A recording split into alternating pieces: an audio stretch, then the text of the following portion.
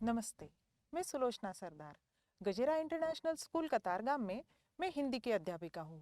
आज हम जो व्याकरण का पाठ पढ़ने जा रहे हैं उसका नाम है शब्द और पद। आज इस पाठ में हम पढ़ेंगे शब्द और पद की परिभाषा, उदाहरण, दोनों में क्या अंतर है उसे जानेंगे और पद के भेदों के विषय में भी जानेंगे। तो शुरू करते हैं। जब हम बात करते हैं शब्द की, वो तो आप तीसरी कक्षा से पढ़ते आ रहे हो, तो आप अच्छे से जानते हो कि शब्द किसे कहते हैं। वर्णों का सार्थक समूह। जो वर्णों का सार्थक समूह होता है उसे शब्द कहते हैं। जैसे कि कमल, तालाब, ये कैसे शब्द है? सार्थक। सार्थक मतलब जिसका कोई अर्थ हो।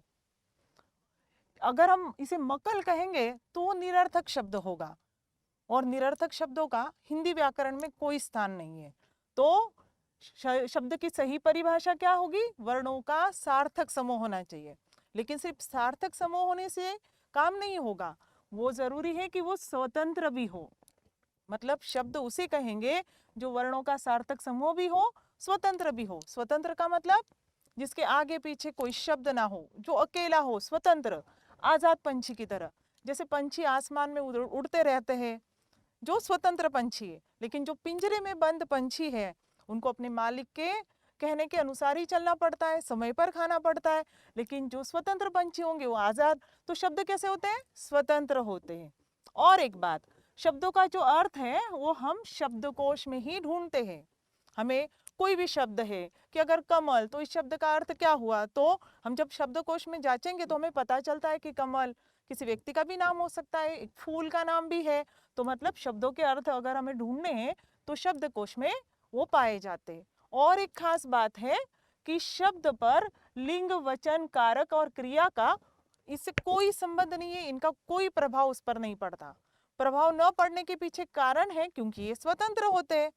जब स्वतंत्र होते तो इनके आगे पीछे कोई नहीं, और इसी कारण इन शब्दों पर लिंग, वचन, कारक और क्रिया का कोई प्रभाव नहीं पड़ता। ये तो बात हो गई शब्द की। अब जानते हैं पद। जैसे कि मैंने कहा शब्द कैसे क्या है?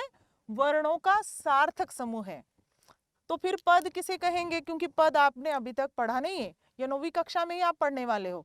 तो पद क्या होगा? जब किसी शब्द का मतलब जो शब्द वाक्य में प्रयुक्त हो जाएगा। तो सीधी शब्दों में वाक्य में प्रयुक्त शब्द क्या कहलाते हैं? पद कहा जाता है उन्हें।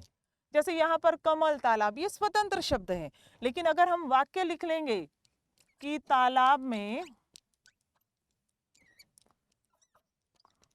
कमल खिले हैं, ऐसा अगर हम वाक्य लिखते हैं तो इसका मतलब क्या हुआ कि इस वाक्य का हर एक शब्द पद बन जाएगा। यहाँ पर तालाब ये भी पद होगा, कमल भी पद होगा, और खिले हैं ये भी पद होगा। सीधे शब्दों में जब भी कोई भी शब्द वाक्य में प्रयोग किया जाता है तब वो पद कहलाता है, क्योंकि तब तक उसकी स्वतंत्रता खत्म हो जाती, आजादी खत्म हो जाती, और वो वाक्य में बंध जाता है, और इसीलिए तब वो शब्द न रहकर पद बन जाता है। जब हमने बात की कि वो सार्थक समूह है और स्वतंत्र है, तो पद के बारे में हम क्या कहेंगे कि ये स्वतंत्र नहीं होते। तो ये कैसे होते हैं? वाक्य में बंधे होते हैं, बंधनों में होते हैं, और उनके आगे आगे पीछे जो भी शब्द आते हैं उनके अनुसार इनका अर्थ बदलता रहता है। वह लिंग, उन शब्दों के लिंग, वचन, कारक का इस पर प्रभाव पड़ता है। इनके अर्थ, शब्दों के अर्थ शब्दकोश में पाए जाते हैं। इनके अर्थ जो है वो वाक्य में पाए जाएंगे, भाषा में पाए जाएंगे, और उसके अनुसार उनमें परिवर्तन भी आता है। तो ये बात आपको याद रखनी है कि दोनों में अंतर क्या है। क्या क्या बताया मैंने? शब्द मतलब वर्णों का सार्थक समूह, और पद किसे कहेंगे? वाक्य में प्रयुक्त शब्द। कोई भी शब्द जिसका वाक्य में प्रयोग कर दिया मतलब वो बन जाता है पद। दूसरी बात हमने देखी कि शब्द कैसे होते हैं? स्वतंत्र होते हैं, और पद ये बंधे होते हैं, वाक्य में बंधे होते हैं। तीसरी बात कि इनका अर्थ हम शब्दकोश में ढूंढते, इनका अर्थ वाक्य के हिसाब से बदलता है, और वाक्य तो भाषा में पाए जाते, और इसीलिए हम कहेंगे कि पद जो है वो वाक्य और भाषा में पाए जाते हैं। और चौथी बात कि शब्द स्वतंत्र होने के कारण, उनके आगे पीछे दूसरे शब्द न होने के कारण उनमें लिंग, वचन, कारक का उस पर कोई प्रभाव नहीं पड़ता। जबकि वाक्य पद की जब बात करें तो इन पदों पर दूसरे शब्दों के लिंग, वचन, कारक और क्रिया का पूरा प्रभाव पड़ता है। जैसे कि हम कोई उदाहरण अगर लेते हैं कि लड़का विद्यालय में पढ़ता है, अगर लड़का लिया हमने, लड़का विद्यालय में पढ़ता है, उसका अगर लिंग बदल दे तो लड़का का क्या हो जाएगा? लड़की विद्यालय में पढ़ती है, मतलब लिंग बदलने से इसमें आ गया परिवर्तन। अगर हम इसका वचन बदल देते हैं तो हो जाएगा, लड़की का हो जाएगा लड़कियां। और जब हम बात करते हैं कि वचन बदल गया तो क्रिया में भी अंतर आ जाता है। अगर इनमें कारक हम लगा देंगे कि लड़कियों ने पढ़ाई की तो इसमें और परिवर्तन आ जाता है।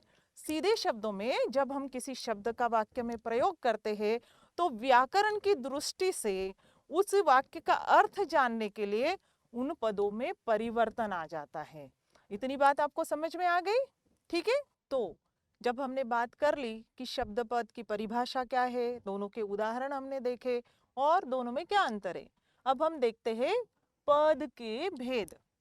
तो पद के कुल मिलाकर 5 भेद हुए। जैसे आप शब्द के भेद तो जानते ही हो कि शब्द में अर्थ के आधार पर, प्रयोग के आधार पर अलग अलग भेद होते हैं और वो आप सब पढ़ चुके हो, इसलिए हम उस पर चर्चा नहीं करेंगे।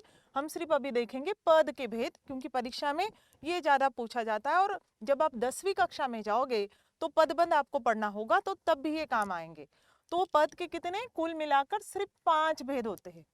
अब जब चर्चा करें तो संज्ञा आप बहुत अच्छे से जानते हो कि संज्ञा किसे कहते हैं, है ना? किसी भी व्यक्ति, वस्तु, प्राणी या स्थान के नाम को संज्ञा कहते हैं और इसके 3 भेद होते हैं, वो भी उससे भी आप परिचित हो, व्यक्तिवाचक संज्ञा, जातिवाचक, भाववाचक, है ना?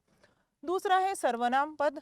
सर्वनाम पद उसके बारे में भी आप परिचित हो, जानते हो अच्छे से कि संज्ञा के स्थान पर जो शब्द प्रयोग किए जाते हैं वो सर्वनाम कहलाते हैं। जैसे कि मैं, तुम, आप, वह, ये सारे सर्वनाम हैं और उसके भी 6 भेद होते हैं। परीक्षा में आपको ये नहीं पूछा जाता कि उसका भेद भी लिखो, हाँ, लेकिन आपको संज्ञा पद या सर्वनाम पद पहचानना आना चाहिए। ठीक है। आगे जो तीसरा है वो है विशेषण पद। विशेषण की परिभाषा भी आप जानते हो कि संज्ञा या सर्वनाम की विशेषता बताने वाले जो शब्द होते हैं वो विशेषण कहलाते हैं। और ये विशेषण शब्द उस व्यक्ति या वस्तु के गुण बताते हैं, दोष बताते हैं, संख्या का बोध कराते हैं, परिमाण का बोध कराते हैं। तो वो सारे शब्द जो है वो विशेषण में आते हैं और जब वाक्य में वो काम करेंगे तो वो विशेषण पद बन जाएंगे। आगे है क्रियापद। क्रिया से भी आप अच्छे से परिचित हो, किसी कार्य का करना या होना मतलब ही क्रिया। और क्रिया का स्थान कहाँ होता है? हमेशा वाक्य के अंत में। ये बात कभी मत भूलना, क्योंकि आप दूसरी बातें भूल भी सकते हो, लेकिन ये याद करने के लिए बहुत आसान है कि क्रिया का स्थान कहाँ? वाक्य में सबसे अंत में। और फिर है अव्यय। अव्यय से भी आप अच्छे से परिचित हो, अव्यय का ही दूसरा नाम है अविकारी शब्द। जैसे क्रिया विशेषण शब्द, संबंध बोधक, समुच्चय बोधक और विस्मयादि बोधक, ये 4 प्रकार के जो शब्द है इन्हीं को अव्यय कहा जाता है। और वाक्य में अगर वो अव्यय शब्द है तो आपको उन्हें छांटकर उनका लिखना भी है। ठीक है। तो ये 5 भेद आते हैं। अब बात करते कि परीक्षा में कैसे सवाल पूछे जाते हैं, क्योंकि आप अगले साल बोर्ड की परीक्षा देने वाले हो तो आपको पता होना चाहिए कि सवाल कैसे पूछे जाते हैं और जवाब कैसे लिखने। ये 2 प्रकार के सवाल पूछे जाते हैं आपको परीक्षा में। एक होता है कि आप पद छाटो, साफ साफ कहते हैं कि संज्ञा पद छाटो, सर्वनाम पद छाटो, विशेषण पद छाटो, या फिर परीक्षा में ऑलरेडी प्रश्न पत्र में रेखांकित करके दिया है कोई पद और आपको पूछा जाएगा कि उस पद को, रेखांकित पद का आपको भेद बताना है। इस तरह से सवाल है। तो अब जब अगर हम यह उदाहरण देख लेते हैं, जैसे लड़का रो रहा है, तो यह रेखांकित किया गया है लड़का और रो रहा है। लड़का तो आपको पहचानना आना चाहिए कि लड़का क्या है। क्या यह किसी व्यक्ति का नाम पता चल रहा है? नाम दिया है? नहीं, सिर्फ लड़का लिखा है। तो लड़के से हमें क्या पता चल रहा है? पूरे लड़के, जाति समूह का बोध हो रहा है ना, जाति का या समूह का बोध हो रहा है। इसका मतलब ये संज्ञा तो है लेकिन व्यक्तिवाचक संज्ञा नहीं है, ये जातिवाचक संज्ञा है।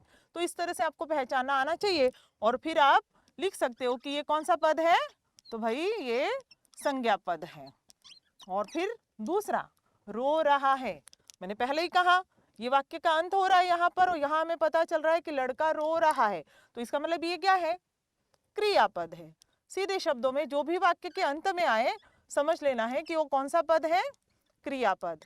और एक उदाहरण से इसे समझते हैं। वह रंगीन पतंग उड़ा रहा है।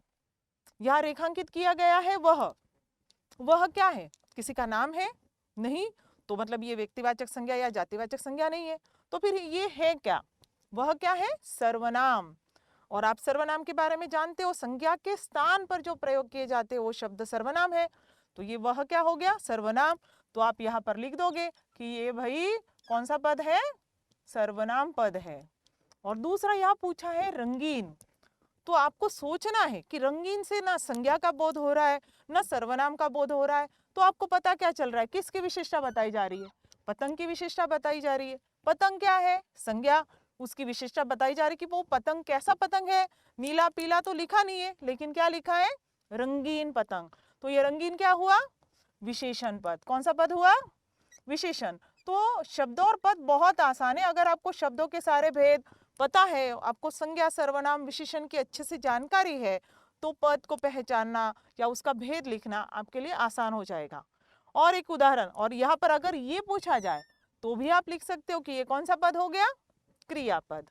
और एक उदाहरण देखते हैं, हाथी धीरे धीरे चलता है, और यह रेखांकित किया गया है धीरे धीरे को। फिर देखना है आपको, ये संज्ञा सर्वनाम तो लगता नहीं है, क्योंकि वाक्य के आगे संज्ञा तो ये रहा हाथी, तो ये संज्ञा तो है नहीं। तो ये शब्द बता क्या रहा है, क्या हाथी की विशेषता बताई जा रही है, बिल्कुल नहीं। तो विशेषता बताई जा रही है उसकी चलने की, कि हाथी कैसे चलता है, कैसे चल रहा है, धीरे धीरे। और आप अच्छे से जानते हो कि जहाँ क्रिया की विशेषता बताई जाए तो वो क्या कहलाता है, क्रिया विशेषण शब्द। तो ये धीरे धीरे क्या हो गया, कौन सा पद हो गया, क्रिया विशेषण पद। तो परीक्षा में इस तरह से आपको एक तो पदों को रेखांकित करके उनके भेद बताने होंगे, या फिर पूछा जाएगा कि पदों को छांटो। और ये सबसे आसान पाठ है। आशा करती हूँ कि आपको ये पाठ समझ में आ गया होगा। धन्यवाद।